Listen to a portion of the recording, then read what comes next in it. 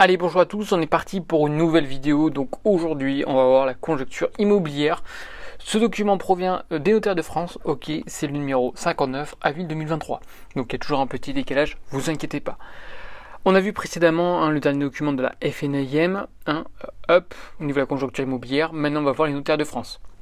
C'est les deux seules sources que je regarde, on va dire mensuellement parlant, pour connaître l'évolution de l'immobilier, ok, au cours du temps. On m'a surtout demandé quel document, ben voilà, Notaire de France et FNIM. J'ai vu que ces vidéos vous intéressent, donc mensuellement, je vous ferai un petit récap de l'actualité de l'immobilier. On va commencer avec la variation justement des prix, des indices de prix de notaire, ok, via l'INSEE. Donc, qu'est-ce qu'on peut constater? Bon, depuis les 3 derniers mois, surtout en Ile-de-France, on commence à être dans le négatif, ok. Le reste, rien d'alarmant, côté appartement ou côté maison de l'ancien. Donc, si on refait un petit récap, qu'est-ce qui s'est passé? Donc en fait, sur les 12 derniers mois en France, hors Mayotte, on a atteint le million de transactions. Ok, donc surtout en août 2021, on a dépassé les 1,2 million. C'était vraiment un petit peu la folie, comme en bourse, sur certains, on va dire, passages, on appelle ça l'effet FOMO. Donc pour ceux qui ont connu ça, c'est vrai que tout se vendait à des prix extrêmement chers, il y avait plus de... C'était vraiment irrationnel, ok. Maintenant, on commence à faire un petit retour à la réalité. Donc, le marché justement s'est contracté après une période haussière extrêmement exceptionnelle, ok. Maintenant, donc c'est une phase baissière, donc moins 8,1% sur un an à fin février. À ce rythme, le volume de transactions pourrait repasser sous la barre du million à la sortie de l'été, ok. Alors, les raisons, évidemment, pourquoi le volume diminue.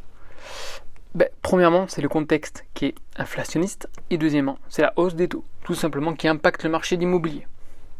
Dans ce contexte, il faut évidemment qu'on se rappelle qu'il y a aussi la rénovation énergétique qui est obligatoire pour les logements dont le financement peut s'interroger. Et oui, maintenant, il faut également prendre en compte aujourd'hui, via les magnifiques DPE, les travaux. Donc on a encore des fois sur des, on va dire, enveloppes un peu plus chères qu'il faut financer. Et avec le taux d'intérêt, c'est surtout vraiment ça qui impacte le marché aujourd'hui. Par ailleurs, la baisse tendancielle des volumes laisse présager, encore une fois, une baisse des prix à venir. Donc dernière tendance, sur les 3 derniers mois, moins 0,9 sur un an, on a encore le positif.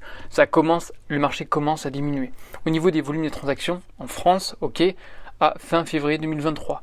Donc on a une forte augmentation et là, boum, ça diminue, ok. Donc ça diminue, je l'ai mentionné juste avant, à partir d'août 2021, septembre 2021. Depuis la rentrée, depuis on va dire la hausse des taux, il y a une diminution qui apparaît. Allez, petite carte, donc première petite carte qui va tout simplement nous indiquer les prix médians, ok, médians, pas moyens, des appartements donc anciens au T4 de 2022. Donc évolution sur un an de 2022 à 2021. Donc je vous laisse regarder, je ne vais pas faire chaque ville, on est bien d'accord. Petite pause, un petit screen, vous regardez, ah super, ça a monté ou ça a baissé, voilà. On continue, même chose avec les maisons, ok, pareil, T4 au T2, voilà, donc cette fois-ci, une forte augmentation, une forte diminution, je vous laisse regarder. De toute manière, je mettrai le PDF sur Notion. J'ai déjà fait une vidéo sur ce sujet, vous regardez dans la description, tout simplement, et je mets à chaque fois le PDF de ma vidéo, sur Notion. Donc l'évolution sur un an des indices, des prix et la projection à fin mai 2023. Eh bien écoutez, c'est pas bien beau, mais il y a une sacrée diminution. On verra par la suite s'il y a une possibilité que ça augmente, mais il faudra surtout voir du côté des taux d'intérêt si éventuellement ils continuent à augmenter ou à baisser. Donc on peut néanmoins noter que les évolutions des indices des prix sur les 3 derniers mois font état d'une baisse de moins 0,9 fin mai 2023, tant sur l'individuel, donc c'est-à-dire la maison, ok, soit sur le collectif via justement des copros.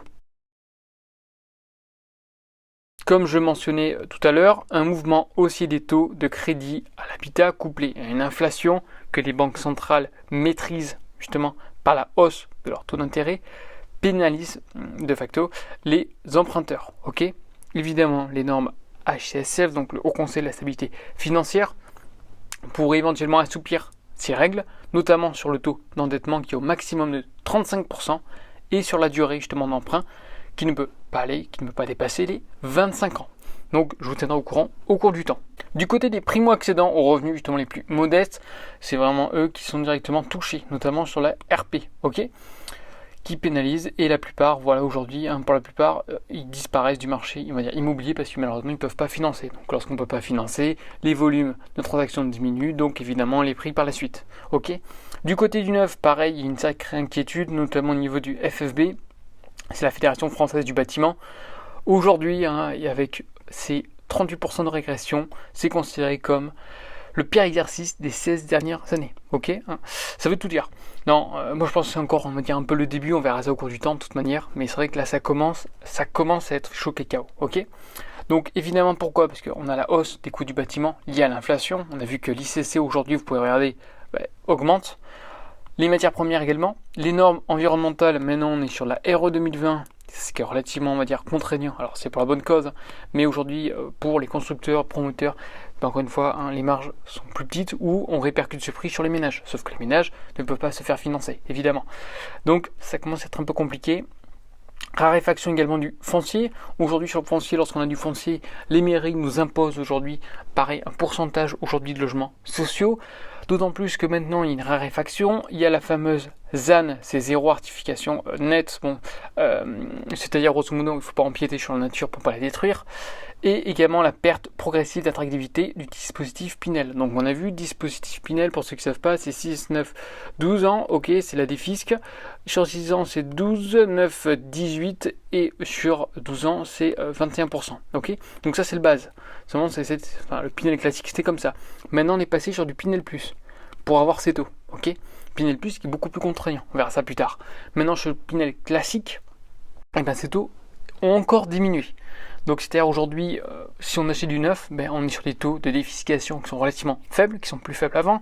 On est maintenant sur, à mon avis, des prix qui vont augmenter, notamment le coût du bâtiment, l'inflation, matières premières, raréfaction, et au niveau également des nouvelles normes avec la RE 2020.